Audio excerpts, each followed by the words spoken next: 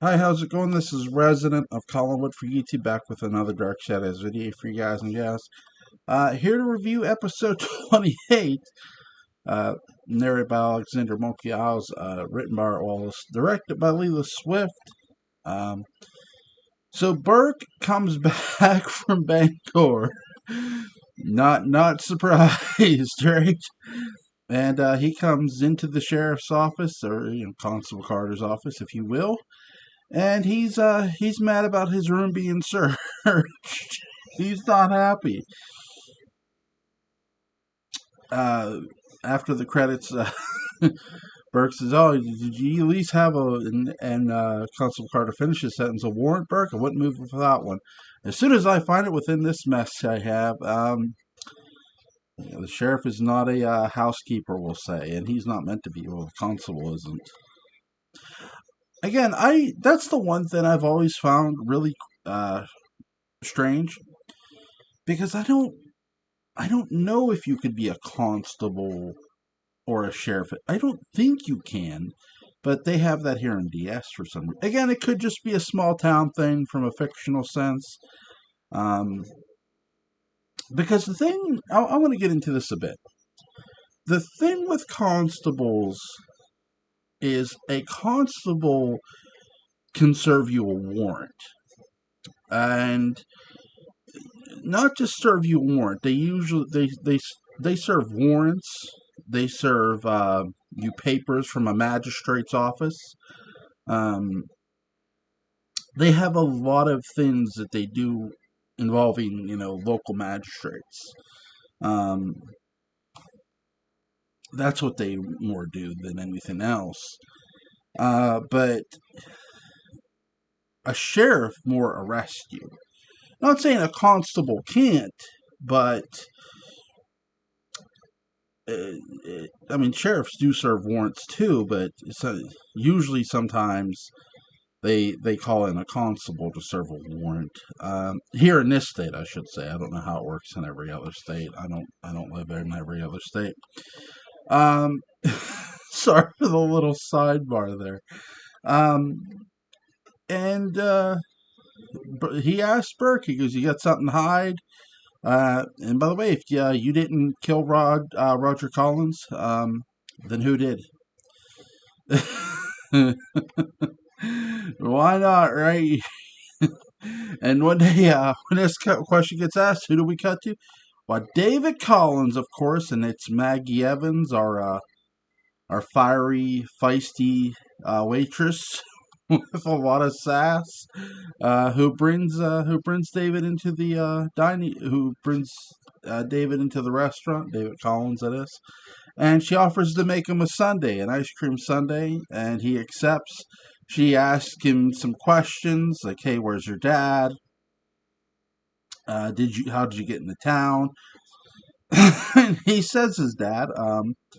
She also tells him after she makes him his ice cream. She's got to call her dad to let her know. Yeah, yeah, you're not calling your dad. But she calls she calls Roger Collins. She calls someone that hey, yeah, David's here. I got him. This is meanwhile, meanwhile, as David's eating his Sunday and back at the sheriff's office, Spurs like, "Hey, about who you think would hurt Roger? I don't know. Oh, you're the only pigeon, huh?"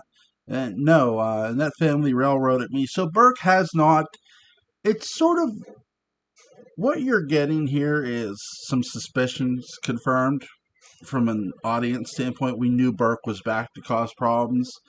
You're getting further suspicions. You got further suspicions in the previous episodes, and you're getting more and more. Basically, you're getting confirmation. I should say, not suspicions. And you got confirmation last episode. You get more confirmation this episode. But you also, in the last episode, Burke said about the sheriff poking his nose in. The sheriff has poked his nose in. He said um, because there's going to be a conversation he has with Roger that's really interesting. Um, could and I do want to bring that up here when it comes up So Burke leaves the sheriff's office, if you will, the constable's office. Meanwhile, back at the at the at the hotel dining room, if you will. I mean, that's a small dining room. You can see Lewis Edmonds outside, sort of dancing around, waiting for his cue. Good old Lewis Edmonds. And Maggie says, "Hey, why don't you make your own sundae? I'll let you." And he's like, "Oh." And she tries to show him. He goes, "I got it." And he starts scooping ice cream. She's sort of looking around. What are you looking? Oh, just for a customer. It's lonely in here. That you have a kid to talk to. It's not that lonely. Come on. She starts asking David about why he was at Burke Devlin's room or why he was there.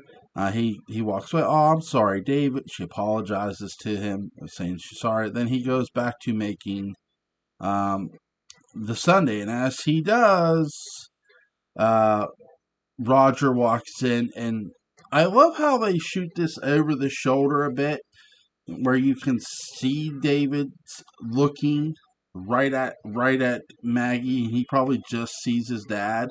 It's a really cool view. Because again, the doors are open. You can see the hotel lobby, which isn't much of a lobby to begin with, because again, it's a small town. And this, you know, she, sorry, Maggie tells Roger that David's inside, and when they go inside, guess what? There's no David. David has disappeared like the wind. Well, he was right here. You gotta believe me. Um,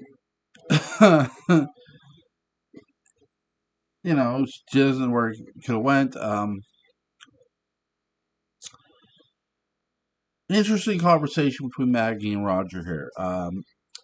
Maggie says that Burke's been to see her father. Oh, why would he? He's sort of curious about it. And Maggie's doing some fishing of her own. She goes, "So there is some sort of involvement between?" No, there's no involvement. I didn't know Burke would. Why would Burke want to see your dad? Well, they knew each other. He used to pose for Pop. So you have that conversation going on with Roger and Maggie. Burke, walks in. Speaking of Burke, who uh, posed for Maggie's father. Hope I didn't mess up any words just there. Uh, I probably did. I mess up on words. Um, and Roger, before he leaves, Maggie tells "If you see my son, don't call me." Just how we get home. Well, he walked here, didn't he? Like what? It's so cold. It's so cold. Roger confronts Burke a bit about, not leaving town. And he said, "I'm not leaving town. My plans have changed." Um, Again, just he's warning Burke not to do anything. And then, he still wants him to leave town. He warns him there too. You've had enough. He tells him he's had enough chances. And when Roger leaves,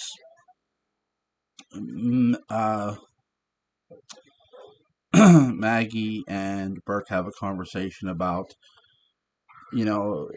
Maggie starts telling Burke about her dad, how her dad, ever since he's came back, has acted really strange, and him and Roger Collins have been seeing a lot of each other. He goes, "Well, did they ever see each other before?" And then he goes, "No, not before this, not that I know."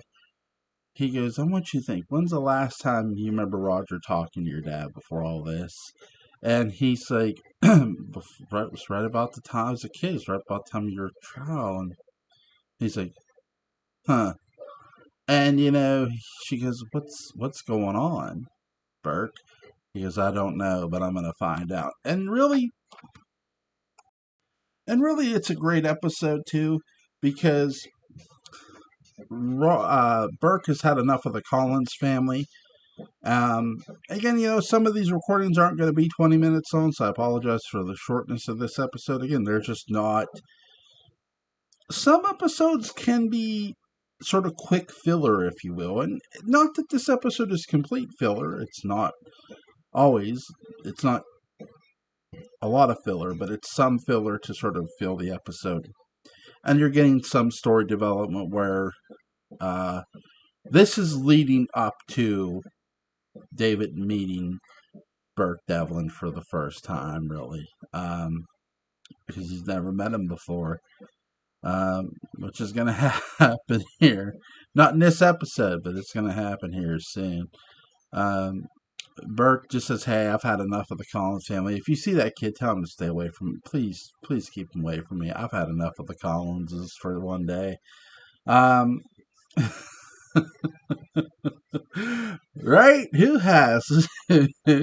Who hasn't? Again, some episodes just aren't going to have a lot on them. And by the way, David hides in the phone booth. So, good place for a kid to hide. You had to Houdini your way out of a situation. So, you don't know magic? So, hide in the phone booth where no one will look, I guess. Just really fun to go back and watch these episodes again. They're a lot of fun. I hope you guys have a good day. I'll see you here soon.